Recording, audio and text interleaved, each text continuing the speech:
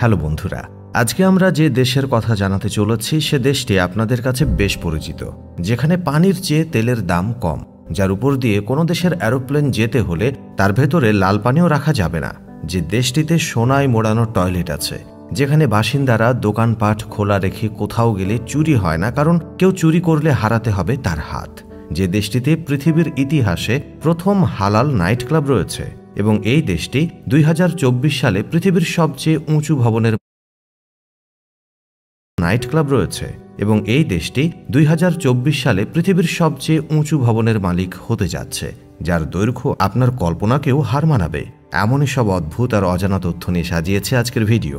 দেশটির নাম সৌদি আরব, পৃথিবীর বৃহত্তম নদীবিহীন আরব দেশ, যা ভূমির আকারের দিক দিয়ে বিশ্বের 13তম দেশ। তবে দেশটির অধিকাংশ স্থানেই মরুভূমি, মাত্র 1.45% ভূমি চাষযোগ্য। সৌদি আরবের প্রায় 90% আসে তেল বিক্রির টাকা থেকে।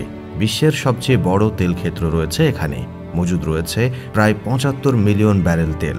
সৌদি আরব শুধু তার তেলের জন্যই নয়, কঠিন কঠিন সব আইন এবং মুসলিমদের পবিত্র স্থানের জন্য বিখ্যাত। এসব নানাবিধ কারণে একে বলা হয় মধ্যপ্রাচ্যের পাওয়ার হাউস। সৌদি আরব একমাত্র দেশ যে দেশে একটিও নদী নেই। তবে আপনার মনে প্রশ্ন জাগতে পারে, এরা পানি কোথায় পায়? উত্তর হলো, এরা পানি পান করার জন্য সমুদ্র থেকে তুলে আনে এবং ওই পানিকে ফিল্টার করার জন্য বড় বড় প্ল্যান্টের ব্যবস্থা রয়েছে।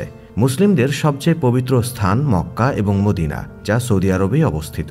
মক্কা শরীফ পৃথিবীর সবচেয়ে পবিত্র স্থান, এজন্য বেশিরভাগ মানুষ এখানে জমি কিনতে চায়। সৌদি আরব মুসলিম দেশ হওয়ায় এখানে অ্যালকোহল কঠোরভাবে নিষিদ্ধ করে দেওয়া হয়েছে। যদি কাউকে তেমন অবস্থায় পাওয়া যায় তাহলে আটক করে ভয়াবহ শাস্তি দেওয়া হয়। সৌদি আরবের লোকজন প্রতিদিন $80 লক্ষ মানে 64,000 কোটি টাকা ব্যয় করে শুধুমাত্র আয়েশি ধোঁয়া ওড়ানোর জন্য। 2012-তে ওখানকার সরকার পাবলিক প্লেসে ধূমপান করার জন্য নিষেধাজ্ঞা জারি করেন, কারণ ধূমপান স্বাস্থ্যের জন্য ক্ষতিকর। আবার সৌদি আরবে কোনো মহিলা যদি পুরুষের বিরুদ্ধে অভিযোগ করেন তাহলে ততক্ষণ সাজা হয় না যতক্ষণ না ব্যাপারটা প্রমাণ হয়, আর প্রত্যক্ষ প্রমাণ না থাকলে দোষীকে সসম্মানে ছেড়ে দেওয়া হয়। যদি আপনি কখনো সৌদি আরবে ভ্রমণ করতে আসেন এবং ফটোগ্রাফি করতে চান তাহলে আপনি করতে পারবেন, কিন্তু কিছু শর্ত মাথায় রাখতে হবে। তা হলো, সরকারি প্রতিষ্ঠান এবং মিলিটারির সাথে সম্পর্কযুক্ত ব্যক্তি বা অন্য কোনো সংগঠন যাদেরকে আপনি চেনেন না তাদের ছবি আপনি তুলতে পারবেন না। যদি আপনি এমন করেন আর অপরিচিত ব্যক্তি যদি রাজ পরিবারের হয় তাহলে আপনার জন্য দুঃসংবাদ। দুনিয়ার সবথেকে বড় বিল্ডিংয়ের মালিক হওয়ার গৌরব পৃথিবীর প্রত্যেক দেশই অর্জন করতে চায়, কিন্তু সবার ক্ষেত্রে এই সৌভাগ্য হয় না। 2010 সাল থেকে বুর্জ খলিফার কাছে আছে এই সৌভাগ্য, যেটা সংযুক্ত আরব আমিরাতের দুবাইতে অবস্থিত। কিন্তু খুব শীঘ্রই সৌদি আরব বানাতে চলেছে সবথেকে উঁচু বিল্ডিং জেদ্দা টাওয়ার। এই বিল্ডিংটি বুর্জ খলিফার থেকে 1.5 গুণ বেশি বড় হবে।